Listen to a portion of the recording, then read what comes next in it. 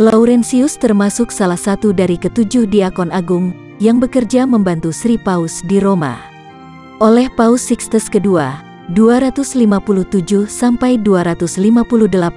Laurentius ditugaskan mengurus harta kekayaan gereja dan membagi-bagikan derma kepada para fakir miskin di seluruh kota Roma. Ia juga melayani Sri Paus dalam setiap upacara keagamaan. Ketika Sri Paus Sixtus II ditangkap oleh serdadu-serdadu Romawi, Laurentius bertekad menemani dia sampai kematiannya. Kepada Paus, ia berkata, "Aku akan menyertaimu kemana saja engkau pergi." Tidaklah pantas seorang imam agung Kristus pergi tanpa didampingi diakonnya. Paus Sixtus terharu mendengar kata-kata Laurentius itu. Lalu ia berkata, "Janganlah sedih dan menangis, anakku. Aku tidak sendirian. Kristus menyertai aku. Dan engkau, 3 hari lagi, engkau akan mengikuti aku ke dalam kemuliaan surgawi." Ramalan Sixtus itu ternyata benar-benar terjadi. Prefek kota Roma, yang tahu bahwa gereja mempunyai sejumlah besar kekayaan, mendapat laporan bahwa Laurentiuslah yang mengurus semua kekayaan itu.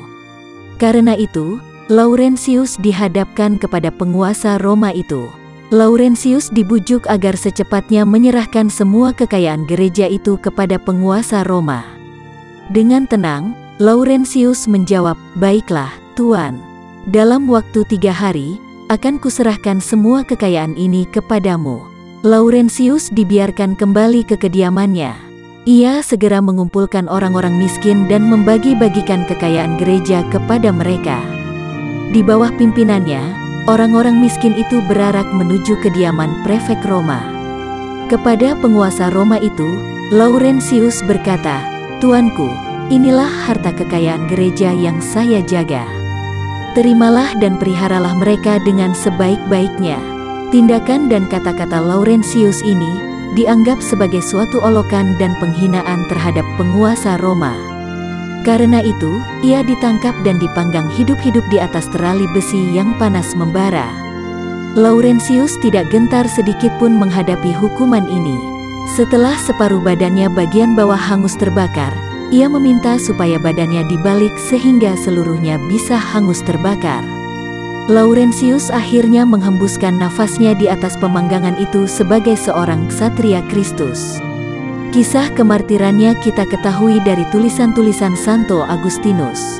Di sana dikatakan bahwa orang-orang yang berdoa dengan perantaraan Laurentius terkabul doanya.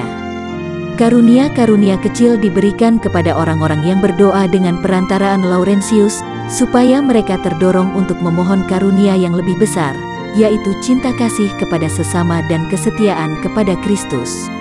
Demikian kata Santo Agustinus dalam salah satu tulisannya.